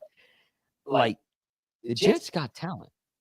Defense has talent everywhere. Offense has talent everywhere, bro. You know what I'm saying? Everywhere. Every position they have talent. Not a trap game to me at all. I mean, the most trappy game, trappy. Call me crazy, week 1. people, I hate to say this, people are like, everybody's sleeping on the Browns, but select Bengals fans because we know what they've done to us. It sounds so cowardly because, like, fortunately, we have had their number, but we know how they can have ours. And they're not super far away from having that. They've had ass quarterbacks before, and they still beat the shit out of us. So that's the most trappy game to me. Okay. Interesting. I'm glad. I thought you were going to say Chicago. Yeah. Chicago is not a trap game. Not a trap game. Caleb Williams he's going to look trash. And I pray to God that, somehow, and I'm not wishing no injury on nobody. That's not what I'm saying. On his downfall. No, listen, I don't know what they're going to be doing there at left tackle come around Cincinnati time. At that time, let's see, 1, 2, what is it? 1, 2, 3, 4, 5, 6, 7, 8. Fuck. Because I was going to look at that schedule and think about it in Trey terms too. That's kind of interesting. First 8, was it first 8? Yeah, first 8 games. He could literally set the first 8, chill in the bye, come back out ready to go. And he has like not that hard of a schedule either. He could really just stat pat. Probably get 15 sacks in him. Oh, so 9 games? Well, you would technically have to be involved by the 8th. That's what I'm saying. He would play the 9 games because after the bye, you got 9 games remaining. No, you have 9 games before the bye. What I'm seeing. Oh, 2, 3, 4. So that's what I was saying. Okay, back it up. Back statement, guys. So that's what I was trying to get to in the process of the blinker mentality right now. So that would be the game that Chicago is down bad on their left tackle spot. And oh no, they got to slide Mr. Joseph Thuney back over there to left tackle. And I'm going to tell you right now, that's the game. And we hope it's before that. But figuratively speaking, that would, if I had to guess correctly, at the latest. Yeah, at the latest. I think that's the game that Trey comes in and goes fucking terrorize on fucking Caleb Williams. And I'm telling you right now, we're beating them. We're beating the Chicago Bears. I don't care what anybody's got to say about the Andy Dalton, the 3 picks. I don't care. We're about to tear up Chicago, bro. In Cincinnati? Done. Bro. Send his ass back to USC. Their weapons, though. I don't care. I got Cam Taylor-Britt, DJ Moore, Dax Turner, Fig Newton, Geno Stone, Jordan Battle, Tyson Shout out Anderson, Dax Turner. Dejon Anthony. I don't care about what they got going on in Chicago. They can bring Keenan Allen's old ass back. I don't care. And they drafted Colson Loveland and Luther Burden. Well, you know what? He's going to Chicago, so Colson Loveland's going to look like Tyler Croft. Wow, you're really prophesying. I'm prophesying. All right. As you pray on their downfall, you say, "Hey, man, I don't pray on downfall." I got to clip that too. So, look, man, look. That right there, I got to take. That's going to be flexed into prime time heading into the bye. Chicago? Yep. That'll be one of the first games. That'll be the first Bengals game of the season that's flexed into prime time. People want to watch high-powered offense, bro. You know? Like, dude, stop. I'm really like, I'm not trolling, bro. He cannot.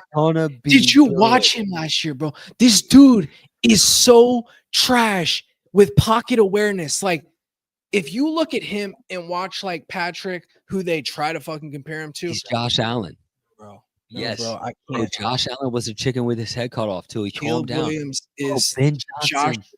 Ben Johnson is going to be able to calm him down. Who's their backup quarterback, bro? Because he might get Tyson Bagent. He's gonna get Tyson Bagent right. Agent Bagent. The Agent Bagent. That's crazy. Hey man, look. The Bagent agent, Ben Johnson, the quarterback whisperer. They gotta have another quarterback. Listen, man. That'll be a fun game, though. I think you win that game. Oh, they do not have Case Keenum, bro. Probably, I can see that. But look, you win that game. But all right, you head into the bye, right? Then you come back at Pittsburgh, 1:00. Take care of business. Period. Like I said, you beat the fucking breaks off Pittsburgh, bro. Both games. Never give up. What's good? Who they? Is that who they? I can't read. Let's see. Hude Car. What's up, guys? What's good, guys? Jacoby Brissett on Halloween in 2022. Halloween 2022. Oh shit! Army meme. The Army meme. I was like, oh god, not that game. Not the game of literally the only good drive we had that game. Jacoby's always I telling us. cut open the wound real quick. I think Jacoby Brissett started the game with the most completions by a quarterback. Oh, he was like 13 for 13. He was going crazy. Joe Burrow was like 8 for 9.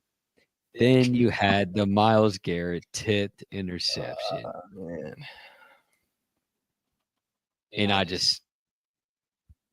was like, oh god. I'm fucking dead. I'm not fucking doing this. Then Cheeto's career is ruined. And Dax Hill looks like shit. And Joe Burrow looks like ass. And Jamar Chase didn't even play. I don't remember. All right, I'm not reliving that anymore. Screw that. All right, on to non-traumatizing things. So fucking obscure traumas at 1:30 a.m. For real, bro. What's up with the obscure trauma? Like, come on, man. I don't want to be taking this. It's gonna be a segment on the show. People just random bomb drop a bad. Exactly. No, cancer in our mind. Do you remember? Want that shit no more. All right, I'm sorry. Do you remember Kansas City? Before we got Joe and everything, it was Andy. It was right when Patrick. We lost 45-10. I was so hyped. We got a primetime game. I'm like, dude, we're about to upset them. And then I had to turn the game off at half. I'm like, Trey Kirkpatrick. Just BW. People try to hate on him. People try to hate on him. B thanks. That GOAT right there. You know what? That's a good. Dre Kirkpatrick should have got the hate that Eli Apple did. Thank you. And Eli Apple should have got the praise that Dre did. Mic drop. Come on, man. Hey, but we're starting it here. We are shining light, a new image on Eli, and we are shining light on New England now. Ooh, that's a fun game, bro. Mike Vrabel, starting to get cold, right? You're feeling the Thanksgiving vibes.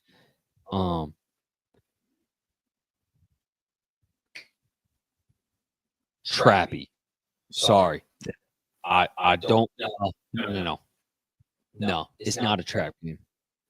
I think this is a game where maybe New England got a little hot there, but maybe we can humble them.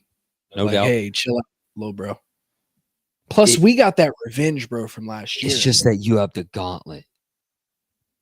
You got the gauntlet after New England, right?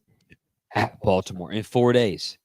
So, yeah, you got this situation of you could almost try to prepare for the next games, and you don't want to do that. So that's the only reason why I'd say Trappy. In and of itself, New England, that should have scars of the ripple effect from last year. So I think that they should be fully ready for that game. I think you win that game. I think Mike Vrabel, I got to take for you. Actually, they just don't have enough talent, so it gives me peace of mind. I was going to say they could be the Titans from a couple years ago. Not like 4 years ago, Titans, where they got the first seed, not that good. But, Mike Vrabel, man, he's going to assemble a competent defense. I love him. He's a great, he's such a stabilizer, bro. Yeah.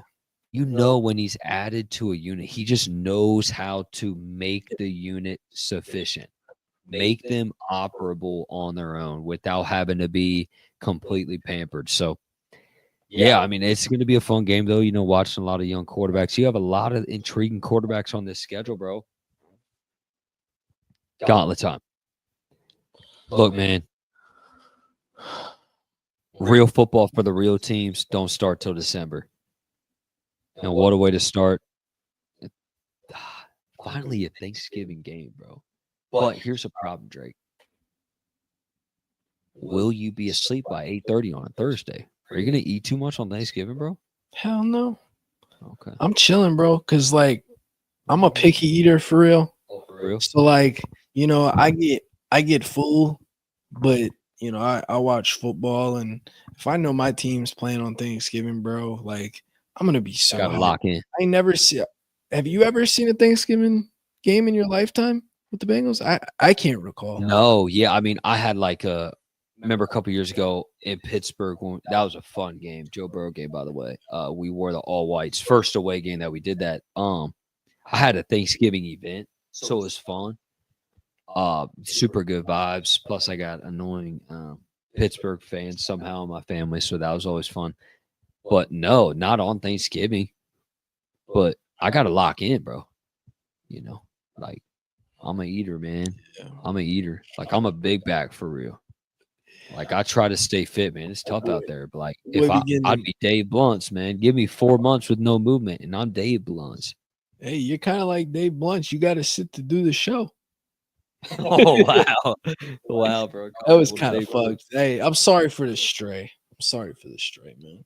I mean, shit, bro. I think Dave Blunt needs as many straights as possible to get off his obese ass. Respectfully. All right. But we're moving on, bro. Yeah, dude, like this period of the season, Baltimore. Baltimore. No, then you host Baltimore. But still, that's crazy. And at Miami? That's crazy. I mean, Arizona could get some juice going. They've dedicated a lot of assets to that defense. So their offense. They got offensive weapons. So, I mean, and then a thorn in the side, Cleveland Browns. You can never be confident that they're dead. Right. With the Bengals. So, like, you can't. So, look, in the macro, is this team capable of this stuff? Yes, they are. Absolutely, they are. They've just got to focus. I'm grateful that we're not talking about a team that, like, we're not open here. It'd be different if we were truly going off. I mean, we're going off something, obviously, to get the defense right. Right? So, we're not doing that much, though. You got the talent. You got the structure. You got the offense that's lethal. That's incredible. It's going to be the best in the world. Got the best quarterback, best receiver, whatever. But you still have got to lock in the first chunk. I mean, that may be the toughest part, low key. There's some little gauntlets in there, man. For real, but that middle part, man. Just win the winnable games. Like I said, like the layout it's quite simple to me. You better have a quarterback that can facilitate winning for your team enough, do enough in a dog-ass defense. If you don't have those two things, bro, you're not beating the Bengals.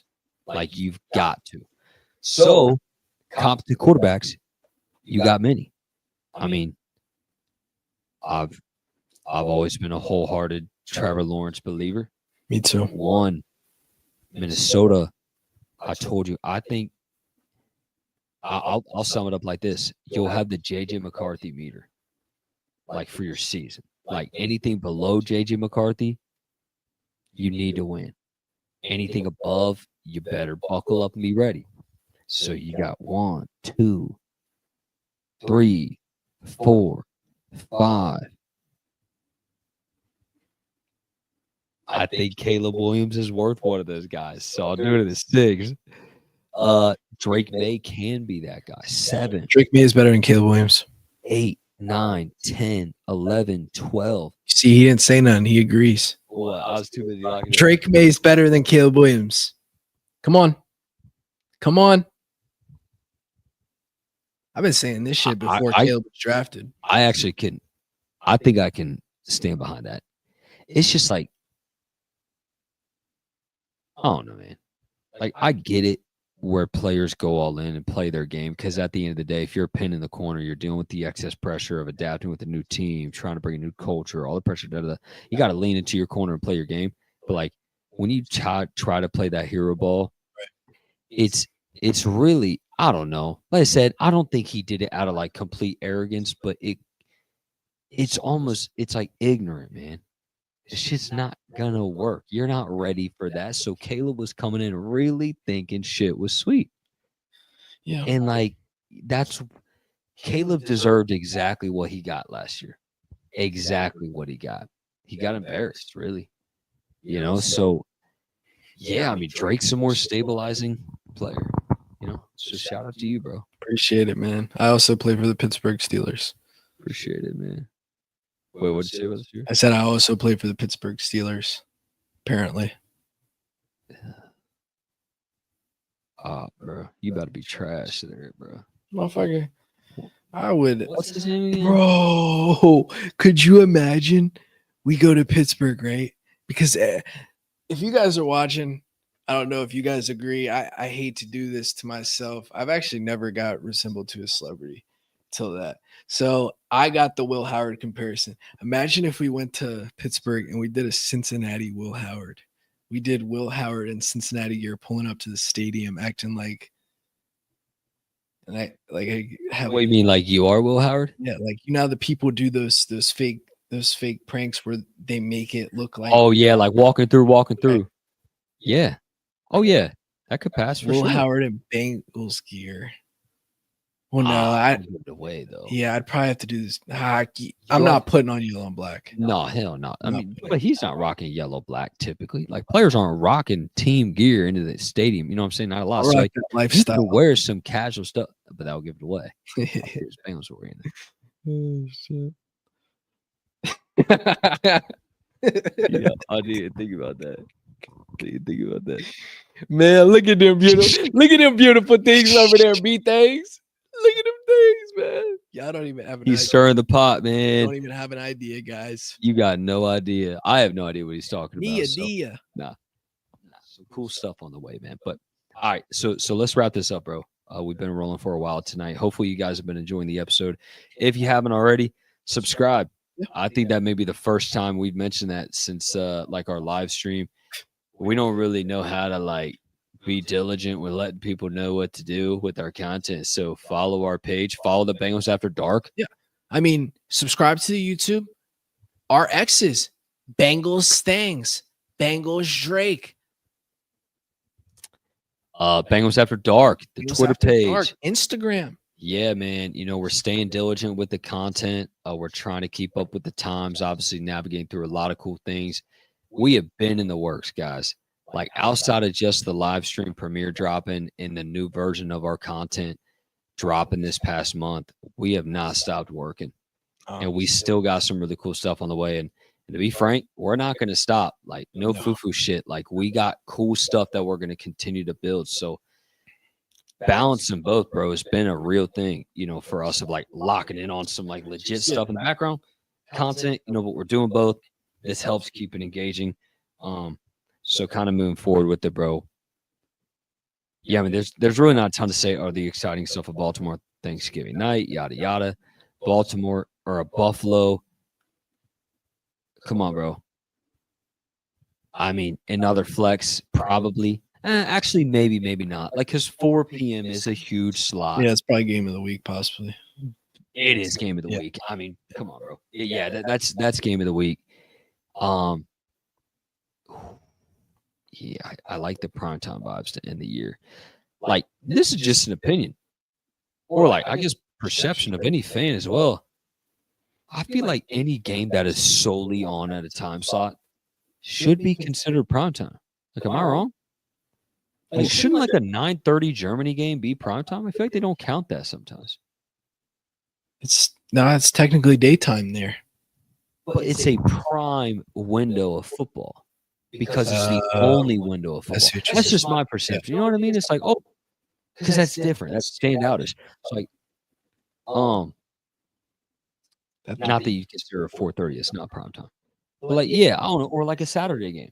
When last year, 2 weeks in a row, we had 4:30 Saturday games. We're the only game on. That is a prime window of football. Yeah. Prime, like I said, in my opinion, is the only game on. You're not going to watch any other team right now. So that's my opinion. So what I'm getting to is you could very well look at the end of the season. Like last year, we had what, 5 games? We ended with like 8 or something because we just kept getting those good windows, because we were gaining momentum at the end of the season. They gave them to us. Arizona can be an interesting one. It's not division or it's not conference. So actually, that one could very well kind of be pushed to the side. As long as your record is looking good. If you're looking comfy and you're in there and you're in the playoffs. If you're like 11-4, yeah, they're not going to worry about you because like you're securing a spot. You're playing Arizona. Like even if Arizona's like 10-5, I just still don't think you're moving that to some prime time because there's no implications. So, all right, man. Then obviously you round out Cleveland, take care of business. Period. End of story. We played. Wait. Oh, we played Steelers last game of the season. I was just say I feel like we played the Browns like a few times. We beat. Oh yeah, that was a fun game. We beat the shit out of them like 2 years ago. Jay Brown again. All right, bro. Took long enough for us to get through that. Overall, how you feeling? I think that 3-game stretch is tough, but if you can come out 2-1, that would be amazing. Baltimore, Buffalo, Baltimore. I'm surprised they sandwiched the Baltimore games like that. But, I mean, you can get your revenge back. You could also take advantage of it if you win that first game. You can, try to knock out that second one there quick. I mean, that's possible. It's possible with it being back-to-back like that. Really? Like that could benefit the Bengals. Like that could really benefit the Bengals. Like if they can win that first game, right? And that's away, right? If they can win that road game and come back home with that juice after Buffalo. True. Yeah. So like it's gonna be tough. It's not gonna be easy. That's gonna be tough. Nah, for sure. So kind of how I could see it is you give up that one to Baltimore on Thanksgiving night, but you just how it's been, bro. And they're a really good team, but you've got to fucking beat them at home, bro. I think Joe wants his revenge, bro. Of course he does, but can our defense handle that? I don't trust our defense in those situations. I don't. I just saw it. I'm not gonna lie to you guys. I literally just saw it in my head. Joe Burrow eating a turkey leg. I just saw it, bro. I'm not lying to you, B-Things. I just saw it. End of the night. Him and Jamar, bro. Kind of like the donuts, but with turkey legs, bro. And tea, bro. I'm telling you right now, I see it. Okay. I'm optimistic. That's cool, man. I'm glad. Hopefully, it makes you feel good. We'll see. And you know who's gonna down that bitch in the 1 yard line? Lamar can't go 99 yards to pass that bitch. He better be running or something. Cause you know who's pinning him? Ryan Rico. And you know who's gonna get the game-winning tackle? Uncle Rico. Barrett Carter. Wow, what a left field. Little juice up the middle. Geno Stone. Oh, Geno Stone. Hey, little throwback to the AFC Championship. Lamar throws into triple coverage. Geno picks it off. How about that? In the game. Lamar's fucking. What a goofus, bro. What a goofus. Yeah, man. I'm with you. Obviously, that's the toughest part. Then the underlying one is just that gauntlet at the beginning. You feel good, dude. It's just this defense. Yeah.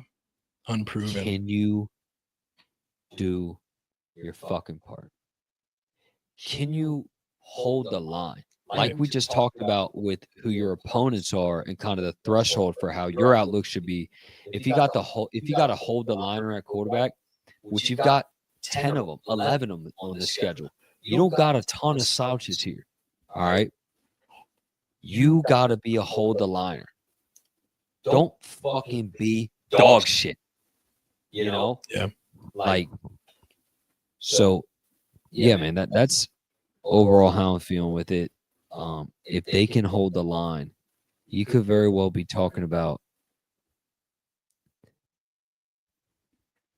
12-5, possibly even 13-4. I always like to think more, optimistic than that, but I see a lot of good teams here, bro. Yeah. Like with really good defenses. So, what's your record prediction?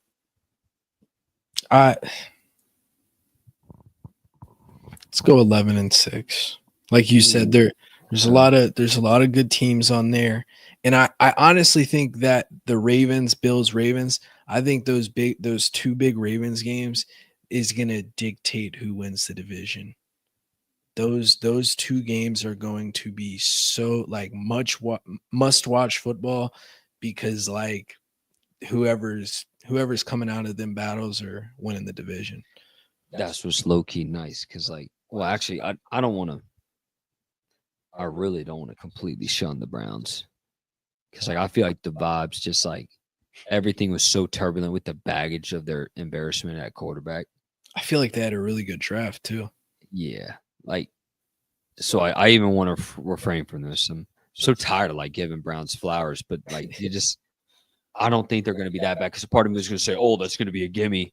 Right. I don't want to say that. So, like, yeah, man. I mean, you just got to capitalize. You've got to beat Pittsburgh twice, and I think you can absolutely. You should do that. Period. Because they have the quarterback's not going to be good this year. I mean, unless even Aaron Rodgers. I'm not that afraid of Aaron Rodgers, respectfully, bro. I'm not. So, yeah, you that could be the big swing. Mhm. You got to take care of them, and you got to one piece. The Browns doable. That's doable, and then you just the Ravens, man. Yeah, so I'm with you. Like that's very well how it's going to end up. So, man. Can the Bengals finish above 500 in the division this year, or will they? Can they? Is like, yeah, of course they can, but will they finish above 500? Absolutely. Yeah. Yep. I'm unequivocally confident that they do that. Trying to think. Okay, they were 3-3 this year. I think they go 4-2. Yeah. I mean, if you can go 4-2, that's great. I mean, if you get any, I got to take right now. 4-2 might win you the division, like I said, in the end. Exactly. If they go below 4-2, you don't win the division. Right. Because you've got to take that one from the Ravens. Yep. So, and you've got to wipe out the Steelers. Wipe them. Preferably wipe the Browns out, but you just never know. And then you got a one piece with the Ravens. So, yeah, man, that's going to be the difference. I'm with you. And then the conference, you got some feasible games like in the conference. New England's doable, plenty doable. New York, wipe them clean. Jacksonville, the Browns. So kind of surprised we got well, yeah, I guess because we didn't get their division. I was like, damn, we got Denver, but we didn't get Kansas City or no. Which is a bummer, bro. Yeah, I know you always like that game. So yeah. That'll probably do it, guys. Appreciate you all for tuning in. We're 2 hours in at this point. A movie. Yeah, no doubt. Literally a movie. So yeah, we're feeling pretty solid with the schedule. Hopefully you guys enjoyed that experience. We're trekking along through the off season, man. So we get to continue to keep up with the content of the Bengals being on the field. Headband Joe. That's pretty cool. Yeah. I mean, so yeah, man. So you're getting that back. And then see them drills, the defensive tackles running through. Yeah. Right up the middle. Low. Is the Jermaine Burton hype back for you? Is it back? I won't do that because that'll get censored. What? Oh, yeah. I think it's gonna ramp up. It's just all about the mental factor and putting it all together, man. Because we all know he's got all the talent in the world. And also, but I think he's been in the lab, bro. I think he's been working. I really do. Now, maybe I was crazy. Maybe he's not. His calves aren't bigger than Jamar, but I think he might have the second biggest in the wide receiver. Oh, I mean, he's bulked up, man. Like, look, things can get better. Yep. And I just think the best way to approach that, which I'm uber confident the coaches are going to do this, of giving them belief-filled experience. They're going to be with him every step of the way, but you've got to earn everything every step of the way. If he can make it right, you can make it right. And, like, I'm not going to lie, just I'm not ready to think of, like, Andre's role being cut. I'm just not there. So part of me, you know what I'm saying? Part of me is like, for the sake of just with how much we love Andre, and it's like, I don't want to see that. But I mean, You see what I said though? Hmm. Like Jermaine Burton at his peak, right? And him, everything's put together, right? This team, and I know it sounds crazy to say, with Jermaine Burton, we love Yoshi. I think they could be a 40+ team every week. Like, obviously, it's not sustainable, but like, dude, like, if you really have Jermaine at his so best, good. with, and we've talked about it before, like, dude, the sky is the limit for an offense like that. And even like Yoshi's still gonna get his playing time, Mike's still gonna get his playing time. Like, dude, you have so many weapons at your disposal. Like, they really can do this shit like LSU if they want, because you know they like throwing the ball around the yard, right? It's what they're doing. And as long as you can protect 9, bro, I'm all for that. But it's that balance too. And I love what Dan Pitcher has done to the scheme. Yeah. No, I'm with you, man. Like, you get your main involved like that, it can be superseding value.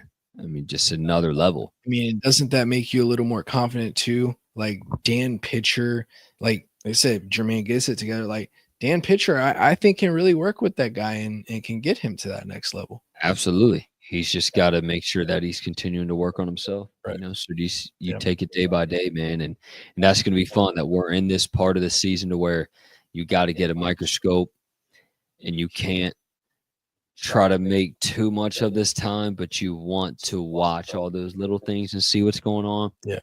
But before we know it, man, it's going to be mandatory action. Less than a month. And then, like, here's the craziest part, bro. Holy shit, this is insane to think about. So this kind of floats in to mandatories. Mandatories are in almost 3 weeks. They're still going to be in the building for another week or so. So you really only get a couple weeks. After mandatory, you have one more hiatus. Then you're on to phase 1 of the season, which is training camp build up. Dude, we know it. Once training camp hits, It's preseason game 1, yeah, preseason game 2, preseason game 3. Then I'm not gonna lie to you though. Be things like we're already midway through May and like mandatories are in less than a month. Like, it's crazy how fast this has already gotten to. Because this guy, like, as you guys know, well, as you guys will learn, you know, this is going to be a weekly thing, twice a week. And like, he was telling me, like, we got consistency. And I didn't realize how fucking close we were this entire time. Like, I didn't realize. I was like, oh, we're about to have down period. No, dude, there's a lot of shit around the corner. Exactly, man. A lot of stuff ruminating right now. Outside, like, understandably so, with the baggage of Trey and really what he, not in a super bad way, but like what he has done. Outside of that, things are going really good. Yeah. Like, the vibes are high. Like I said, you saw the guys before Trey popped out. Like, the guys, dude, the energy was there. Exactly, bro. The energy's there, and all of our offensive stars are here. Yeah, that's voluntary. And that's super important. Yes, to get started quick at the beginning of the season, get going early. No doubt, man. So even with the Trey stuff, it is still a great time to be a Bengals fan. All right. Don't y'all get too deep in the weeds. We're in the best era of Bengals football in the history of this franchise. We have the best quarterback in football. We have the best wide receiver in football. I started this bold take last week, Drake, and I'm not going to lie. I may get so egregious to where I just may start referring to him as this from now on. Jamar Chase is one of the best receivers of all time. Oh, yeah. He's literally he's soon to be top 10. Yeah. Literally, he's that great. Like, he's that great of a player. Just wait for him to put up another 15, 1700. I was just about to tell you, what if he went back-to-back Triple Crowns? Back-to-back Triple Crown, bro. The dude is 20. Is he? He's still 24? 26 years old. No, he's not that old, B things. No. But he would be 26 by the time. Actually, no, is he 25? He would be 25, Drake, and have 2 Triple Crowns. And I mean, you look at every game, he's top 3 all time in yards per game. Top 3 in yards per game. Playing with a top 10 quarterback of all time. I did not know that. It's crazy, and it almost hurts in a way that we're starting to get to that point in this career to where, like, you're even bold enough to, like, make a take like that because they've played so long. 5-6 years at this point. Joe's in year 5. Joe's year 6. Joe still leads the NFL history in completion percentage. Like, he always will. Yeah, accurate quarterback. You guys are what? Like, that's the time that we're in right now, bro. History. Like, you guys are. You're gonna be able to tell your kids, your grandkids, this type of shit. And I do think one of the best receiver twos in this era. In an era of football, like that's crazy to think about. Because, like, think about an era. It reminds me. Right? It reminds me of the Bulls when you had, like, Scotty. Yeah. For real. I'm saying. Yeah. Now you obviously got to get the Rodman ring. You gotta get that going. But, like, think about MJ didn't until he was 30. Think about an era of a team, though, right? Like, I guess you'll think in a more condensed version for a team. 7 to 9 years, right? This team's only been existing for 55 years. In general, the NFL, 55 years. T. Higgins is arguably the best receiver 2 of this era. There's only so many eras in football. So if you want to be technical, yeah, you're talking T's literally one of the best receiver 2s, top 15 receiver 2 in the history of the sport. Yeah. That's something to relish in, guys. Like, nothing's perfect. Not everything's perfect. And we're not going to act like the Trey saga doesn't exist. But, like, you got a all-time producing offense. All-time. All-time quarterback. All-time wide receiver. All-time receiver, too. Like, call me crazy. The Bengals could possibly have their best tight end of this era. And I would go as far to say as he could, as a receiving threat, could be better than Tyler Eifert. Now, all around, no. But obviously, as a receiving threat, like, could be, you know what I'm saying, of this generation? Like, it's not crazy and far-fetched to say. And, no doubt, man. I mean, and possibly your best right tackle, too. What do you mean, of this era? Yeah. Yeah. I mean, obviously not all the time. Yeah, not all the time. No. I wouldn't do Willie. Yeah. Like that. Ain't that crazy, bro? Like, with how much definitely better than Andre Smith. Oh, hell yeah. Bro, with how many woes we've had the past 10 years, you realize we literally had, like, the greatest tackles right and left in the history of the league. Crazy. Ain't that crazy? We can't fucking find them. No. We can't find them. Shit now. But shout out Orlando and Amarius for, like, dude, we've been struggling, and hopefully the guards are next. I mean, no doubt, man. Turn of the guards, it should be a good thing. And turn of the time, man. So go through the schedule shit today. Appreciate you all for tuning in into this episode of the Bengals After Dark video cast. We'll be back with y'all in a few days. We got some cool stuff on the way. TBD exactly when some of that news drops. Drake and I will be working diligently in the background to make some cool things happen. So you got any final thoughts, bro, before we head out? We gotta win the division, man. That, like Zach says, like, that's where it starts and ends. Is you have to win your division before you want to do anything else. That's the first thing of business. That's the first goal that you have to hit, is winning your division. And sure, you can skirt through the playoffs without winning your division, but that's goal number one, take your division, and everything else will handle itself. And you can really control your destiny at that point. No doubt, bro. Yep. That's where it starts. That's the trenches. That's the foundation of your season. So, yeah, we'll be back with y'all, like I said, in a few days for another episode. Appreciate y'all for tuning in to this episode of the Bengals After Dark videocast. Peace out, y'all. Peace.